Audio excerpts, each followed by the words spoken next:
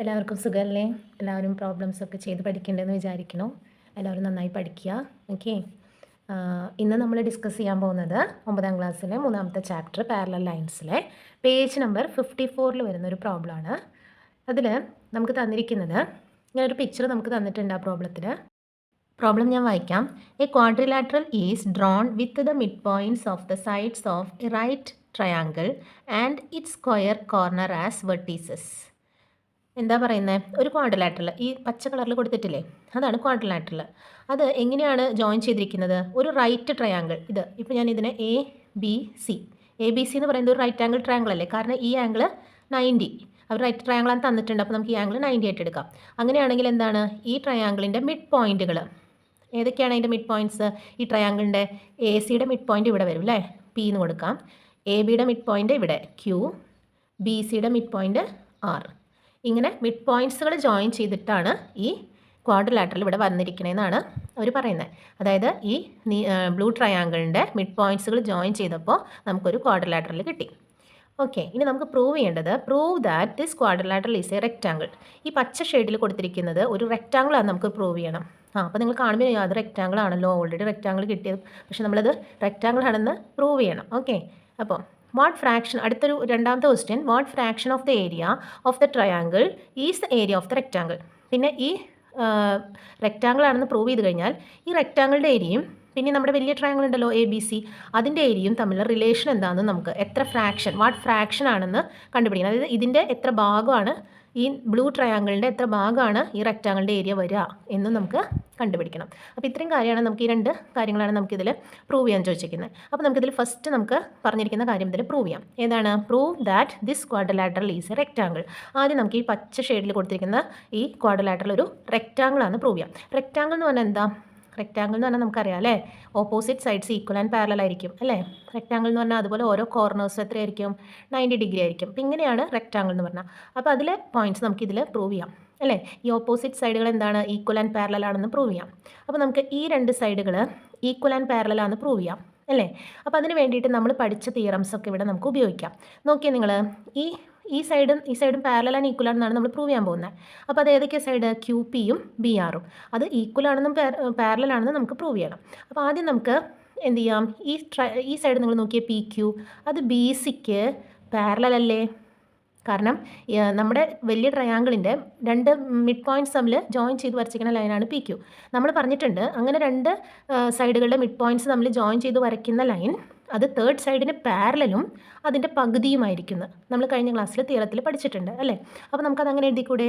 So P Q is equal to എന്താ? Half B C അല്ലേ. B സിയുടെ പകുതിയായിരിക്കും ഹാഫ് ബി സി. അതുപോലെ ഇവർ തമ്മിൽ പാരലലും ആയിരിക്കും. ആര്? P Q parallel to B C. Okay, അത് ഈ പാരലലും ആയിരിക്കും. ഈ പി ക്യൂ എന്ന് പറയുന്നത് ബി സിയുടെ പകുതിയായിരിക്കും. അപ്പോൾ അങ്ങനെ ഒരു പോയിന്റ് കിട്ടിയല്ലോ. ഇനി അടുത്ത് നിങ്ങൾ ഇവിടെ നോക്കിക്കേ, ഈ സൈഡ് നോക്കുമ്പോൾ നമുക്കറിയാം അത് ഈ ബി ആർ എന്ന് പറയുന്നത് ഓൾറെഡി ബി സിയുടെ പകുതിയാണ്. കാരണം 6 മിഡ് പോയിൻ്റ് ആണെന്ന് തന്നിട്ടുണ്ട്. അപ്പോൾ നമുക്ക് അങ്ങനെ എഴുതിയൂടെ? ബി ആർ, നമുക്ക് ഈ സൈഡല്ലേ വേണ്ടത്, പച്ചയുടെ ഈ സൈഡാണ് വേണ്ടത്. സോ ബി ആർ എന്താണ്? B R is equal to half B C. പിന്നെ ഇത് ഓൾറെഡി എന്താണ്? ഇതിൽ തന്നെയാണ് കിടക്കുന്നത് അല്ലേ. അപ്പോൾ ബി ആർ എന്ന് പറയുന്നത് ഓൾറെഡി അതിന് പിന്നെ പാരലാണെന്ന് പറയേണ്ട ആവശ്യമില്ല. നമ്മൾ ഇവർ രണ്ടുപേരും പാരലാണെന്ന് പറഞ്ഞു കഴിഞ്ഞു. കാരണം എന്താ? അവർക്ക് എടുക്കുന്നതാണ്. പക്ഷേ ഈ ബി ആർ എന്ന് പറയുന്നത് എന്താണ്? ഹാഫ് ബി സി ആണെന്ന് പറഞ്ഞു. അപ്പോൾ നോക്കിയേ, പി ക്യൂ എന്ന് പറയുന്നതും ഹാഫ് ബി സി ആണ്, ബി ആർ എന്ന് പറയുന്നതും ഹാഫ് ബി സി ആണ്. അപ്പോൾ അവർ ഈക്വൽ ആയിരിക്കില്ലേ? അതുപോലെ അവർ പാരലലും ആണെന്ന് നമ്മൾ പറഞ്ഞല്ലോ. അപ്പോൾ നമുക്ക് എന്തെഴുതാം? P Q is equal to B R and P Q parallel to B R അല്ലേ. അപ്പോൾ ഇത് രണ്ടും ഈക്വലും പാരലലും ആണെന്ന് കിട്ടി. അപ്പോൾ ഇത് രണ്ടും ഈക്വലും പാരലലാണെന്ന് കിട്ടിയല്ലോ. ഇനി ഈ സൈഡും നമുക്ക് ഇതുപോലെ തന്നെ പ്രൂവ് ചെയ്യാം. എങ്ങനെ പ്രൂവ് ചെയ്യാം? ഇവിടെ നോക്കി, ഈ ട്രയാങ്കിളിൻ്റെ തന്നെ ഈ രണ്ട് സൈഡിൻ്റെ മിഡ് പോയിൻറ്റ്സ് ജോയിൻ ചെയ്ത് കിട്ടുന്ന സൈഡല്ലേ പി ആർ. അപ്പോൾ ഈ പി ആർ എന്ന് പറയുന്നത് ഈ എ ബിക്ക് പാരലലും പകുതിയും ഹാഫും ആയിരിക്കില്ലേ. അതായത് പി ആർ എന്ന് പറയുന്നത് ഈ സൈഡിൻ്റെ എ ബിയുടെ ഹാഫും എ ബിക്ക് പാരലലും ആയിരിക്കും. അപ്പോൾ നമുക്ക് അങ്ങനെ എഴുതാം അല്ലേ. അപ്പോൾ നമുക്ക് എങ്ങനെ എഴുതാം? അപ്പോൾ നമുക്ക് P R is equal to half A B എന്ന് എഴുതാം. ഈ രണ്ട് സൈഡിൻ്റെ മിഡ് പോയിൻ്റ് നമ്മൾ ജോയിൻ ചെയ്ത ലൈനാണ് പി ആർ. അത് തേർഡ് സൈഡായ എ ബിക്ക് പാരലലും അതുപോലെ തന്നെ ഹാഫും ആയിരിക്കും, അതിൻ്റെ പകുതിയായിരിക്കും. ഇനി പി ആർ അപ്പോൾ നമുക്ക് ഇങ്ങനെ എഴുതാം. ഇനി അത് പാരലലും ആണെന്ന് എഴുതാം അല്ലേ. കാരണം അത് നമ്മൾ പഠിച്ച തിയറം അനുസരിച്ച് P R parallel to A B. ഇനി ഈ സൈഡ് നോക്കിക്കേ, ഇത് എ ബിയുടെ പകുതിയല്ലേ, കാരണം ഇത് മിഡ് പോയിൻ്റ് ആണ് ക്യൂ അല്ലേ. അപ്പോൾ നമുക്ക് എന്ത് എഴുതാം? നമ്മളിവിടെ റീസൺ നേരത്തെ ഇതിൻ്റെ പകുതി R is the mid point എന്ന് നിങ്ങൾക്ക് ഇവിടെ എഴുതാം കേട്ടോ. R is the mid point of B സിയുടെ മിഡ് പോയിൻ്റ് ആണ് ആർ, അതുകൊണ്ടാണ് B R half B C ആയത്. അതുപോലെ ഇവിടെ പി ആർ നമ്മൾ എഴുതി, പി ആർ എന്താണ്, എ ബിക്ക് പാരലലുമാണ്, അതിൻ്റെ ഹാഫ് ആണെന്ന് ഇവിടെ എഴുതി. ഇനി ഈ സൈഡ് നോക്കിയേ, ക്യൂ എന്ന് പറയുന്നത് എ ബിയുടെ മിഡ് പോയിൻ്റ് ആണ്, അതുകൊണ്ട് ക്യൂ ബി എന്താണ്, എ ബിയുടെ പകുതി ആയിരിക്കും അല്ലേ. അപ്പോൾ നമുക്കത് എഴുതിക്കൂടെ? So Q B is equal to half A B. കാരണം എന്താ, Q is the mid point of A B. ഈ എ ബിയുടെ മിഡ് പോയിൻ്റ് ആണ് ക്യൂ, അതുകൊണ്ട് ക്യൂ ബി എ ബിയുടെ പകുതി ആയിരിക്കും, ഹാഫ് ആയിരിക്കും. അപ്പോൾ ഇതിൽ നിന്ന് രണ്ടിൽ നമുക്ക് എന്ത് എഴുതാം? Half A B. അപ്പോൾ P R is equal to Q B എന്ന് എഴുതിയൂടെ? കാരണം ഇത് രണ്ടും ഹാഫ് എ ബിക്ക് തുല്യമാണ്. അപ്പോൾ പി ആറും ക്യൂ ബിയും ഈക്വലാണ്, അതായത് പി ആറും ക്യൂ ബി എന്ന് ഈ രണ്ട് സൈഡുകൾ ഈക്വലാണ്. അതുപോലെ അവരെന്താണ്, പാരലലുമാണ്. കാരണം ഈ സൈഡ് ഇവരുടെ ഈ ഓപ്പോസിറ്റ് സൈഡുകളുടെ മിഡ് പോയിൻറ്റ്സ് ജോയിൻ ചെയ്യുന്ന ലൈൻ തേർഡ് സൈഡിന് പാരലലായിരിക്കും, നമ്മൾ പഠിച്ചിട്ടുണ്ട്. അപ്പോൾ അതുകൊണ്ട് നമുക്ക് പി ആർ എന്താണ്, P R parallel to Q B എന്നും എഴുതാം.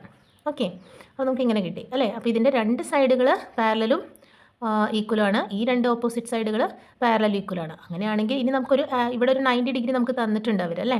ഇനി നമുക്ക് 90 ഡിഗ്രി ആണെന്ന് പ്രൂവ് ചെയ്താൽ മതി, ആംഗിൾസ് അതിൽ ഏതെങ്കിലും ഇത് ഈ ഓപ്പോസിറ്റ് ആംഗിളുകൾ എന്താണെന്ന് പ്രൂവ് ചെയ്താൽ മതി, 90 ഡിഗ്രി ആണെന്ന് പ്രൂവ് ചെയ്താൽ മതി.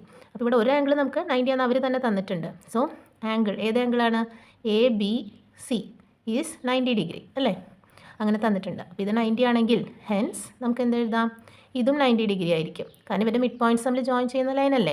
So angle Q P R also equal to 90 degree.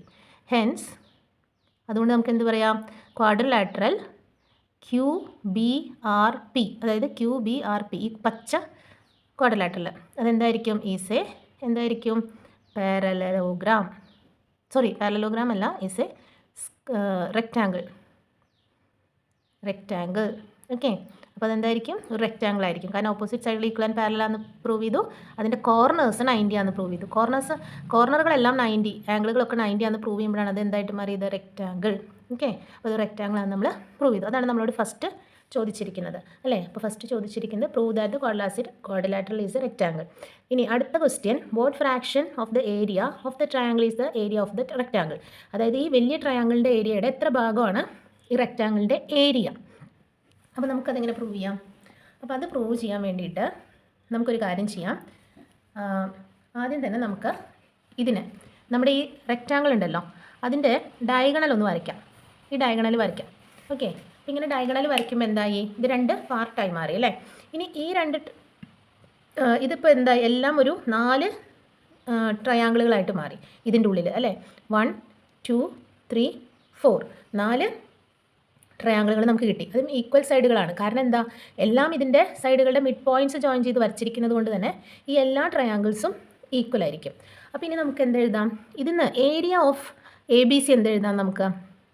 Second ക്വസ്റ്റ്യൻ്റെ ആൻസറാണ് area of A B C, triangle A B C. Triangle A B സിയുടെ ഏരിയ നമ്മൾ എങ്ങനെ എഴുതാം, ഏതൊരു ട്രയാങ്കിളിൻ്റെ area half into B into H അല്ലേ. അപ്പോൾ ഇവിടുത്തെ ഏരിയ എന്ന് പറയുന്നത് ഹാഫ് ഇൻറ്റു ബേസ് എന്ന് പറയുന്നത് ബി സി അല്ലേ, ഈ വലിയ ട്രയാങ്കിളിൻ്റെ ബി സി ഇൻറ്റു ഹൈറ്റ് എന്ന് പറയുന്നത് എ തൊട്ട് ബി വരെയാണ് അതിൻ്റെ ഹൈറ്റ് എ ബി. അപ്പം ഇങ്ങനെ എഴുതാം അല്ലേ. ഇനി ഏരിയ ഓഫ് സ്മോൾ ട്രയാങ്കിൾ, ഈ ട്രയാങ്കിളിന് എടുക്കുക. Area of triangle Q P, sorry ഇത് പി അല്ല ബി ആണ് കേട്ടോ. Okay, Q B R, area of Q B R. അതിനെ നമുക്ക് എങ്ങനെ എഴുതാം, half into B into H തന്നെയാണ്. അതിലിവിടെ ഹാഫ് ഇൻറ്റു ബി ആരാ വരിക, ബി എന്ന് പറയുന്നത് ബേസ്, ഇതല്ലേ ബേസ്. ഈ ബേസ് എന്താ, ഈ ബേസ് ബി ആർ ആണ്. ഈ ബി ആർ എന്ന് പറയുന്നത് നമുക്ക് എന്തെഴുതാം, ഹാഫ് ബി സി എന്ന് എഴുതാം. എഴുതിക്കൂടെ, കാരണം എന്താ, ബി ആർ എന്ന് പറയുന്നത് ബി സിയുടെ പകുതിയാണ്, അങ്ങനെ എഴുതി. ഇനി ഇൻറ്റു ഹാഫ്,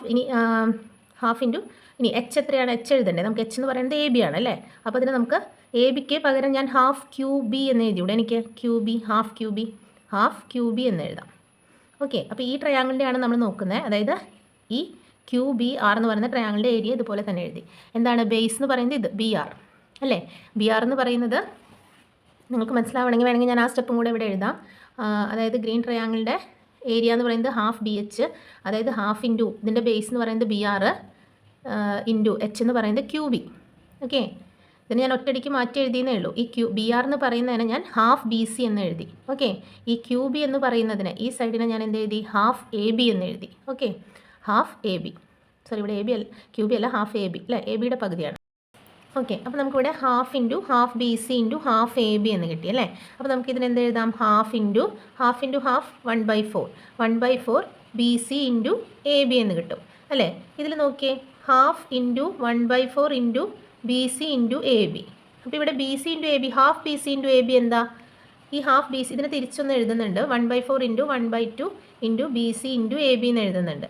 ഇതിൽ ഈ half into B C into A B എന്ന് പറയുന്നത് എന്താണ്? ഈ area of A B C അല്ലേ, എ ബി സിയുടെ നമ്മളിവിടെ half B C into A B എന്ന് എഴുതിയിട്ടുണ്ട്. അപ്പോൾ ഇവിടെ half B C into A ബിനെ നമുക്ക് 1/4 അവിടെ തന്നെ കിടക്കട്ടെ, half B C into A ബിനെ area of triangle A B C എന്ന് എഴുതാം അല്ലേ. അപ്പോൾ നമുക്ക് എന്ത് കിട്ടി? ഈ ഇതിൻ്റെ ഏരിയ എന്ന് പറയുന്നത്, ആരുടെ ഏരിയ എന്ന് പറയുന്നത്? ഈ കുഞ്ഞ് ട്രയാങ്കിളിൻ്റെ ഏരിയ എന്ന് പറയുന്നത്, ഇതിപ്പോൾ area of Q B R അല്ലേ. അപ്പോൾ കുഞ്ഞ് ട്രയാങ്കിളിൻ്റെ ഏരിയ എന്ന് പറയുന്നത്, അതായത് area of small triangle, area of a small triangle is 1/4 times area of triangle ABC, അതായത് ഈ ലാർജ് ട്രയാങ്കിൾ. അപ്പോൾ ഇതാണ് നമ്മളോട് പ്രൂവ് ചെയ്യാൻ പറഞ്ഞിരിക്കുന്നത്. അതായത് വലിയ ട്രയാങ്കിളിൻ്റെ ഏരിയയുടെ 1/4 ഭാഗം ഏരിയ ആയിരിക്കും ഈ കുഞ്ഞ് ട്രയാങ്കിളിന് ഉണ്ടാവുക. അപ്പോൾ നമുക്ക് എന്ത് കിട്ടി? ഈ കുഞ്ഞ് ട്രയാങ്കിളിൻ്റെ ഏരിയ എന്ന് പറയുന്നത് വലിയ ട്രയാങ്കിളിൻ്റെ ഏരിയയുടെ 1/4 ടൈംസ് ആണ്. നമ്മളോട് ചോദിച്ചിരിക്കുന്നത് ഈ പച്ച ഷെയ്ഡിൽ കാണുന്ന ഈ റെക്റ്റാങ്കിളിൻ്റെ ഏരിയയും ഈ ട്രയാങ്കിളിൻ്റെ ഏരിയയും കമ്പയർ ചെയ്യാനാണ്. അപ്പോൾ ഇത് 1/4 ആണെങ്കിൽ ഇത് എത്രയായിരിക്കും? ഇത് രണ്ടും കൂടുമ്പോൾ 2/4 ആയിരിക്കില്ലേ ഏരിയ. അപ്പോൾ 2/4, അതായത് ഈ 2/4 ഏരിയ ഓഫ് ലാർജ് ട്രയാങ്കിൾ ആയിരിക്കും ഇതിൻ്റെ ഏരിയ എന്ന് പറയുന്നത്. അതായത് ഏരിയ ഓഫ് ദ റെക്റ്റാങ്കിൾ എന്ന് പറയുന്നത് എന്തായിരിക്കും? 2/4 of the area of the rectangle is 2/4 of the area of triangle A B C. A B സിയുടെ ഏരിയയുടെ 2/4 ആയിരിക്കും ഈ ആരുടെ ഏരിയ? റെക്റ്റാങ്കിളിൻ്റെ ഏരിയ. അതായത് 2/4 എന്ന് പറയുന്നത് നമുക്ക് ചെറുതാക്കി എഴുതാമല്ലോ. 2/4 എന്ന് പറഞ്ഞാൽ അതിന് എങ്ങനെയും കൂടെ എഴുതാം, 1/2 എന്ന് എഴുതാം അല്ലേ. അപ്പോൾ 1/2 ഏരിയ ആയിരിക്കും. Area of the rectangle is, ഞാനിവിടെ എഴുതാം, area of the rectangle is എന്താണ്? 1/2, അതായത് half of the area of triangle A B C. അതാണ് ഫൈനൽ ആൻസർ വരിക. അതായത് ഇപ്പോൾ നമ്മൾ ഇതിൽ ഒരു ട്രയാങ്കിളിൻ്റെ ഏരിയ എന്താണ്? 1/4 ഓഫ് ഹോൾ ട്രയാങ്കിളാണ് പ്രൂവ് ചെയ്തു. എന്ന് വെച്ചാൽ എന്താ? അതായത് ഇതിലെ ഓരോ ട്രയാങ്കിളിൻ്റെ ഏരിയയും 1/4 ആണ് വരിക. അപ്പോൾ കാരണം എല്ലാ ട്രയാങ്കിളും ഈക്വലാണ്. അപ്പോൾ ഈ 1/4 ഓഫ് ഏരിയ വരുമ്പോൾ ആ രണ്ട് ട്രയാങ്കിളുകൾ കൂടിയതല്ലേ ഈ റെക്റ്റാങ്കിൾ. അപ്പോൾ 1/4, ഇത് 1/4, ഇതും 1/4. ഇത് രണ്ടും കൂട്ടുമ്പോൾ നമുക്ക് എന്ത് കിട്ടും? 1/4. നമ്മൾ കൂട്ടുകയാണെങ്കിൽ 1/4 + 1/4 നിങ്ങൾക്ക് 2/4 എന്ന് വരും അല്ലേ. അപ്പോൾ 2/4 എന്ന് പറയുന്നതാണ് ഇതിൻ്റെ രണ്ടിൻ്റെ ഏരിയ. അപ്പോൾ 2/4 നമ്മൾ ചെറുതാക്കുമ്പോൾ നമുക്ക് എന്ത് കിട്ടും? 1/2. അപ്പോൾ ശരിക്കും പറഞ്ഞാൽ എന്താണ്? ഈ വലിയ ട്രയാങ്കിളിൻ്റെ ഏരിയയുടെ പകുതി ആയിരിക്കും, ഹാഫായിരിക്കും ഈ ഈ റെക്റ്റാങ്കിളിൻ്റെ ഏരിയ, അതായത് ഈ പച്ച ഷെയ്ഡുള്ള റെക്റ്റാങ്കിളിൻ്റെ ഏരിയ. അപ്പോൾ അതിനുവേണ്ടി നമ്മൾ ആദ്യം ഒരു ചെറിയ ട്രയാങ്കിൾ ഇതിലെടുത്ത് ആദ്യം 1/4 ഏരിയ ഓഫ് ദ ട്രയാങ്കിളാണ് കണ്ടുപിടിച്ചു. അതായത് ഈ ഓരോ ട്രയാങ്കിളും 1/4 ആയിരിക്കും ഈ വലിയ നമ്മുടെ ട്രയാങ്കിളിൻ്റെ ഏരിയയുടെ. അപ്പോൾ ഈ രണ്ടെണ്ണം കൂട്ടുമ്പോൾ അതെന്തായി? ഈ രണ്ട് കുഞ്ഞു ട്രയാങ്കിൾ ആഡ് ചെയ്യുന്നതാണ് നമ്മുടെ റെക്റ്റാങ്കിൾ. അത് രണ്ടും വരുമ്പോൾ 1/4 + 1/4, അങ്ങനെ നമുക്ക് എന്ത് കിട്ടും? 2/4, അതായത് 1/2 എന്ന് കിട്ടും. അതായത് ഇതിൻ്റെ ഹാഫാണെന്ന് കിട്ടും. മൊത്തം എ ബി സിയുടെ ഏരിയയുടെ ഹാഫായിരിക്കും ഈ റെക്റ്റാങ്കിളിൻ്റെ ഏരിയ. അടുത്തത് നമ്മൾ ചെയ്യാൻ പോകുന്നത് പേജ് നമ്പർ 54 തന്നെ 4th പ്രോബ്ലം, അടുത്ത പ്രോബ്ലം. അതിൽ ക്വസ്റ്റ്യൻ നമുക്ക് 2 പിക്ചർ തന്നിട്ടുണ്ട്, അത് ഞാൻ വരയ്ക്കാം. അതെങ്ങനെ വരയ്ക്കേണ്ടതെന്നാണ് അവർ ആദ്യത്തെ ഒരു സെക്ഷനിൽ പറഞ്ഞിരിക്കുന്നത്. അത് ഞാനിവിടെ എഴുതിയിട്ടില്ല, അത് ടെക്സ്റ്റ് ബുക്കിൽ ആ ക്വസ്റ്റ്യൻ കൊടുത്തിട്ടുണ്ട്. അപ്പോൾ അത് വരയ്ക്കാനായിട്ട് അവർ പറഞ്ഞിരിക്കുന്നത് ഒരു ലൈനിൽ നമ്മളിപ്പോൾ ഒരു ലൈൻ ഇങ്ങനെ വരയ്ക്കാമെന്ന് വിചാരിക്കുക. ആ ലൈനിൻ്റെ വേറൊരു പോയിൻ്റ് ഇവിടെയുണ്ട്, അതിൻ്റെ മുകളിലൊരു പോയിൻ്റ് കൊടുത്തിട്ടുണ്ട്. അപ്പോൾ ഈ 2 ലൈനിൻ്റെ എൻഡ് പോയിൻ്റുകൾ ഈ പോയിൻ്റിലേക്ക് യോജിപ്പിച്ചിട്ടാണ് ആദ്യത്തെ ഒരു ട്രയാങ്കിൾ അതിൽ ഉണ്ടാക്കിയിരിക്കുന്നത്. അതുപോലെ ഈ എൻഡ് പോയിൻ്റിൽ നിന്ന് തന്നെ ഈ മുകളിലത്തെ ഡോട്ടിലേക്ക് യോജിപ്പിച്ചിട്ടാണ് വേറൊരു ട്രയാങ്കിളും അവിടെ ഉണ്ടാക്കിയിട്ടുണ്ട്. ആ പിക്ചർ ഞാനിവിടെ കൊടുത്തിട്ടുണ്ട്. അപ്പോൾ നിങ്ങൾക്കത് നോക്കിയാൽ മനസ്സിലാവും ടെക്സ്റ്റ് ബുക്കിൽ. ഓക്കെ, സോറി, ഇവിടെ എൻ്റെ ഇതൊന്ന് ചെരിഞ്ഞു പോയി.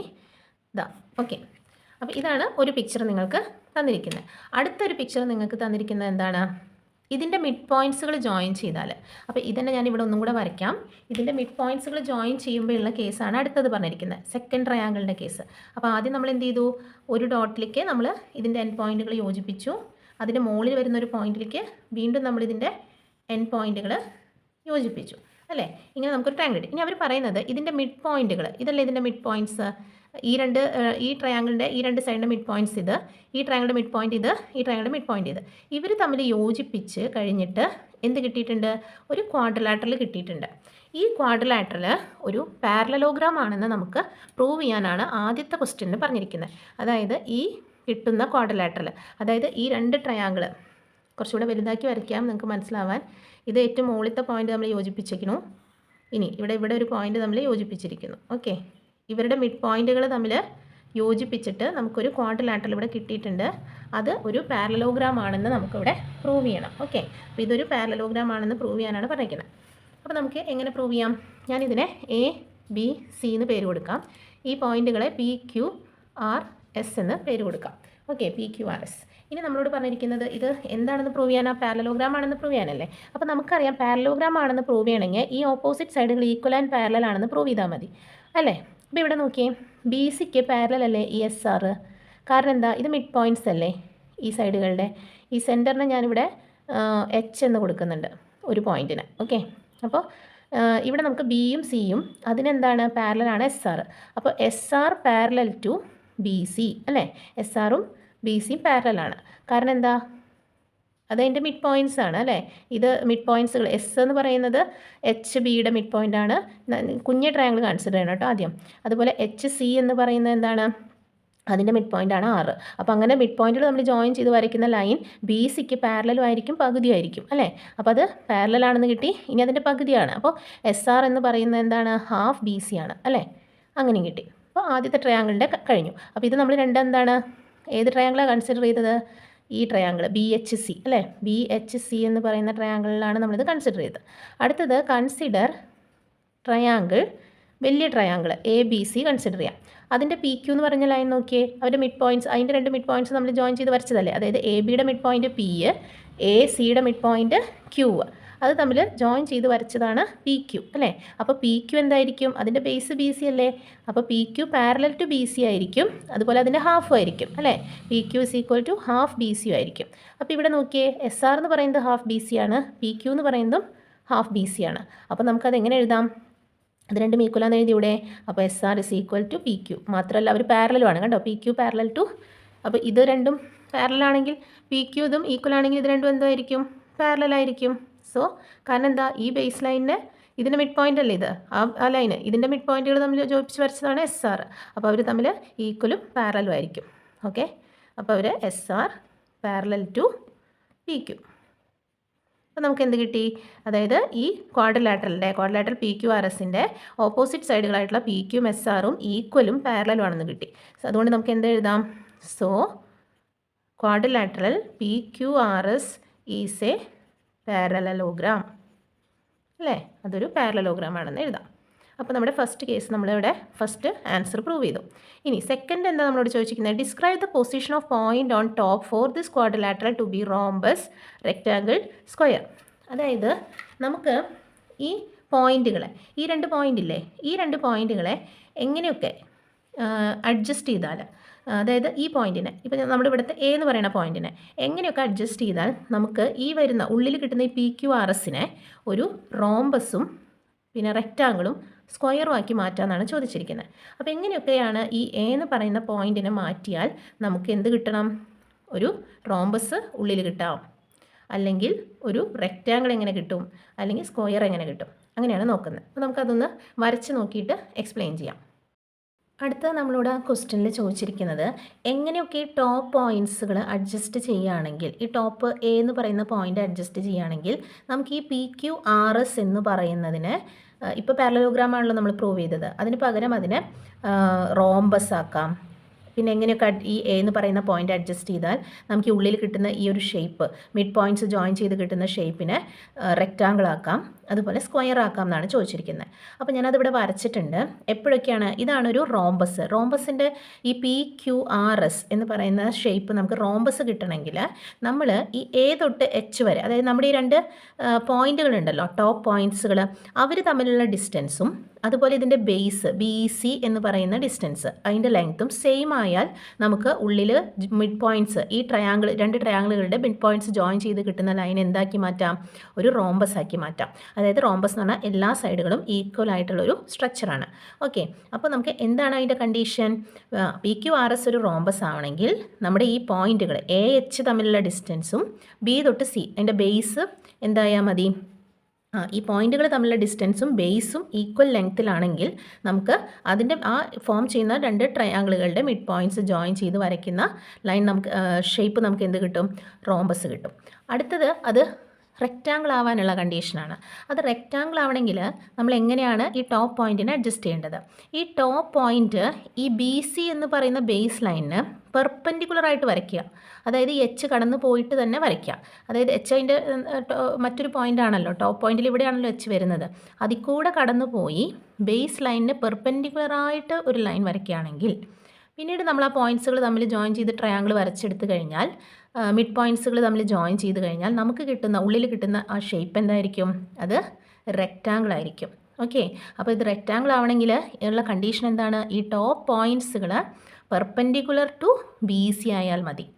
ഓക്കെ, അപ്പോൾ ഈ ടോപ്പ് പോയിൻറ്റുകൾ എന്ന് പറഞ്ഞാൽ ഈ A തൊട്ട് H കടന്നു പോകുന്ന ലൈൻ BCയിലേക്ക് നമ്മൾ എക്സ്റ്റെൻഡ് ചെയ്തിട്ട് അങ്ങോട്ട് മുട്ടിക്കുക. മുട്ടിക്കുമ്പോൾ എന്തായി? അത് പെർപെൻഡിക്കുലറായി അല്ലേ BCക്ക്. അപ്പോൾ BCക്ക് പെർപെൻഡിക്കുലറായി നമ്മൾ വരച്ചു. പിന്നെ ആ പോയിൻറ്റ്സുകൾ നമ്മൾ എന്ത് ചെയ്യുക? A തൊട്ട് B വരെ, അതുപോലെ Hഉം Cയും Aയും Bയും Aയും Cയും ജോയിൻ ചെയ്ത് രണ്ട് ട്രയാങ്കിൾ ഫോം ചെയ്യുമല്ലോ. അത് കഴിഞ്ഞിട്ട് ഈ PQRS എന്ന് പറയുന്ന അതിൻ്റെ മിഡ് പോയിൻറ്റ്സ് ഒക്കെ ജോയിൻ ചെയ്ത് നമ്മളൊരു ഷേപ്പ് വരച്ചെടുത്താൽ ആ ഷേപ്പ് എന്തായിരിക്കും? അത് റെക്റ്റാങ്കിൾ ആയിരിക്കും. ഓക്കെ, അപ്പോൾ എന്താണ് കണ്ടീഷൻ? PQRS become rectangle. എപ്പോഴാണ് ഇത് റെക്റ്റാങ്കിൾ ആവുക? ഉള്ളിലത്തെ ഷേപ്പ് അതായത് നമ്മുടെ ഈ ടോപ്പ് പോയിൻറ്റുകൾ പെർപെൻഡിക്കുലർ ടു BC ആയാൽ മതി. ഓക്കെ, അടുത്ത് നമ്മളോട് ചോദിച്ചിരിക്കുന്നത് എപ്പോഴാണ് നമുക്ക് ഈ ഉള്ളിൽ വരുന്ന PQRS എന്ന് പറഞ്ഞ ഷേപ്പിനെ ഈ ടോപ്പ് പോയിൻ്റ് എങ്ങനെ അഡ്ജസ്റ്റ് ചെയ്താലാണ് ഒരു സ്ക്വയർ ആക്കി മാറ്റാൻ പറ്റുക എന്നാണ് ചോദിച്ചിരിക്കുന്നത്. അപ്പോൾ ഈ രണ്ട് കണ്ടീഷൻ ഒരുമിച്ച് വന്നാൽ നമുക്ക് സ്ക്വയർ ആക്കി മാറ്റാം. അതായത് ഈ A തൊട്ട് H വരെയുള്ള ലെങ്ത്തും BCയുടെ ലെങ്ത്തും ബേസിൻ്റെ ലെങ്ത്തും ഈക്വലായിട്ട് വരയ്ക്കാം. അതുപോലെ A തൊട്ട് H കടന്നു പോകുന്ന BCക്ക് പെർപെൻഡിക്കുലറായിട്ട് വരയ്ക്കുന്ന ലൈൻ, അതായത് ഇവിടെ AI എന്ന് പറയുന്ന ലൈൻ ഒരു പെർപെൻഡിക്കുലർ ആയിട്ട് വരയ്ക്കുകയാണെങ്കിൽ അപ്പോൾ AI പെർപെൻഡിക്കുലർ ടു BC ആവുക. അതുപോലെ A തൊട്ട് H വരെയുള്ള ലെങ്ത്തും B തൊട്ട് C വരെയുള്ള ലെങ്ത്തും ബേസ് ലെങ്ത്തും സെയിം ആയിട്ട് വരയ്ക്കാം. അങ്ങനെയാണെങ്കിൽ നമുക്ക് എന്താക്കി മാറ്റാം? ഈ നടുക്കിൽ നമുക്ക് കിട്ടുന്ന മിഡ് പോയിൻറ്റ്സുകൾ ട്രയാങ്കിളുകളുടെ മിഡ് പോയിൻറ്റ്സുകൾ ജോയിൻ ചെയ്ത് കിട്ടുന്ന ആ ഒരു ഷേപ്പ് നമുക്ക് എന്താക്കി മാറ്റാം? സ്ക്വയർ ആക്കി മാറ്റാം. അപ്പോൾ ഇങ്ങനെയാണ് നമുക്ക് ആ ഷേപ്പുകൾ കിട്ടുക. അപ്പം നമ്മളോട് ടോപ്പ് പോയിൻറ്റ്സ് എങ്ങനെ അഡ്ജസ്റ്റ് ചെയ്യണമെന്നാണ് ചോദിച്ചിരിക്കുന്നത്. അപ്പോൾ നിങ്ങൾ ഇങ്ങനെ എഴുതിയാലും മതി. ഓക്കെ, അപ്പോൾ നമുക്ക് ടോപ്പ് പോയിൻറ്റിനെ എങ്ങനെ അഡ്ജസ്റ്റ് ചെയ്താലാണ് നമുക്ക് റോംബസ് കിട്ടുന്നത്? റോംബസ് കിട്ടണമെങ്കിൽ നമ്മൾ ഈ ടോപ്പ് പോയിൻറ്റുകൾ തമ്മിലുള്ള ഡിസ്റ്റൻസും ബേസിൻ്റെ ലെങ്ത്തും സെയിം ആയിട്ട് എടുത്താൽ മതി. അടുത്തത് ബേസും ഈ ടോപ്പ് പോയിൻറ്റ്സ് വരുന്ന ലൈനും പെർപെൻഡിക്കുലർ ആണെങ്കിൽ നമുക്കുള്ളിൽ എന്ത് കിട്ടും? റെക്റ്റാങ്കിൾ കിട്ടും. അടുത്ത് ഈ രണ്ട് കണ്ടീഷനും ഒരുമിച്ച് വന്നാൽ, അതായത് പെർപെൻഡിക്കുലർ ആവുകയും ചെയ്യുക, അതുപോലെ A തൊട്ട് ടോപ്പ് പോയിൻറ്റ്സും അതുപോലെ ബേസും തമ്മിലുള്ള ലെങ്ത്ത് സെയിം ആവുകയും ചെയ്യുകയാണെങ്കിൽ നമുക്ക് എന്ത് കിട്ടും? ഉള്ളിൽ സ്ക്വയർ കിട്ടും. അടുത്തത് നമ്മളോട് ചോദിച്ചിരിക്കുന്നത് ഈ H എന്ന് പറയുന്ന പോയിന്റ് ഇവിടെ മുകളിലല്ലായിരുന്നോ? അത് മാറ്റി നമ്മളതിനെ H എന്ന് പറയുന്ന പോയിന്റിനെ താഴേക്ക് വലിച്ച് നീട്ടി വെച്ചാൽ ഈ കണ്ടീഷനൊക്കെ സാറ്റിസ്ഫൈ ചെയ്യുമെന്നാണ് ചോദിച്ചിരിക്കുന്നത്. ഈ കണ്ടീഷനൊക്കെ സാറ്റിസ്ഫൈ ചെയ്യുമെന്ന് വെച്ചാൽ ഇപ്പോൾ നമ്മൾ പറഞ്ഞല്ലോ ഈ AH എന്ന് പറയുന്ന ലെങ്ത്തും BC എന്ന് പറയുന്ന ലെങ്ത്തും ഈക്വൽ ആയ നടുക്ക് നമുക്ക് റോംബസ് കിട്ടുന്നത്. അത് കറക്റ്റ് ആണോ എന്ന്? ശരിയാണ്. ഞാനിതിനെ ഈ H എന്ന് പറയുന്ന പോയിന്റിനെ താഴേക്ക് വലിച്ച് നീട്ടി വെച്ചു. ഇപ്പോൾ ടോപ്പ് പോയിന്റ് Aയും ബോട്ടം പോയിന്റിലാണ് H കിടക്കുന്നത്. അപ്പോൾ നമ്മൾ അത് ഞാൻ വരച്ചിരിക്കുന്നത് A മുതൽ H വരെയുള്ള ഡിസ്റ്റൻസും B തൊട്ട് C വരെയുള്ള ഡിസ്റ്റൻസും സെയിം ആണ്. അപ്പോൾ എനിക്ക് ഉള്ളിലത്തെ ഈ ട്രയാങ്കിളുകളുടെ മിഡ് പോയിൻറ്റ്സുകൾ തമ്മിൽ ജോയിൻ ചെയ്തപ്പോൾ ഈ ട്രയാങ്കിളുകളുടെയൊക്കെ മിഡ് പോയിൻറ്റ്സ് തമ്മിൽ ജോയിൻ ചെയ്തപ്പോൾ എനിക്ക് എന്ത് കിട്ടി? ഒരു റോംബസ് കിട്ടി. അപ്പോൾ അതവിടെ കണ്ടീഷൻ ഓക്കെ ആവുന്നുണ്ട്. അതായത് AHഉം BCയും ഈക്വൽ ആയിട്ട് എടുക്കുമ്പോൾ പോയിൻറ്റ്സ് ഇവിടെ Aയും ഈ നമ്മുടെ H ഈ രണ്ട് തന്നിരിക്കുന്ന പോയിൻറ്റ്സ് തമ്മിലുള്ള ഡിസ്റ്റൻസും ബേസിൻ്റെ ഡിസ്റ്റൻസും ഈക്വൽ ആയിട്ട് എടുക്കുമ്പോൾ അതിൻ്റെ മിഡ് പോയിൻറ്റ്സുകൾ തമ്മിൽ ജോയിൻ ചെയ്ത് വരയ്ക്കുന്ന ലൈൻ എന്താണ് നമുക്ക് കിട്ടുന്നത്? ഒരു റോംബസ് ആണ്. അടുത്തത് ഇനി മറ്റേ സെക്കൻഡ് കണ്ടീഷൻ എന്തായിരുന്നു എന്നാ, അതായത് എ തൊട്ട് എച്ച് വരെയുള്ള ഡിസ്റ്റൻസ് അല്ലേ, ഡിസ്റ്റൻസ് സെയിം ആവണമെന്ന് ആവശ്യമില്ല, കുഴപ്പമില്ല. ഇത് പെർപെൻഡിക്കുലർ ആയാൽ മതി. അതായത് എ എച്ചും ബി തൊട്ട് സി വരെ, അതായത് ബേസിന് പെർപെൻഡിക്കുലറായിട്ട് എ എച്ച് എന്ന് പറഞ്ഞ ലൈൻ വരികയാണെങ്കിൽ, ഓക്കെ, നമ്മുടെ 2 പോയിന്റുകളുണ്ടല്ലോ, ആ പോയിന്റും ആ പോയിന്റ് തമ്മിലുള്ള ലൈനും നമ്മുടെ ബേസ് ലൈനും പെർപെൻഡിക്കുലർ ആയിട്ട് വരികയാണെങ്കിൽ നമുക്ക് ഉള്ളിൽ കിട്ടുന്ന ഷേപ്പ് എന്തായി കിട്ടും?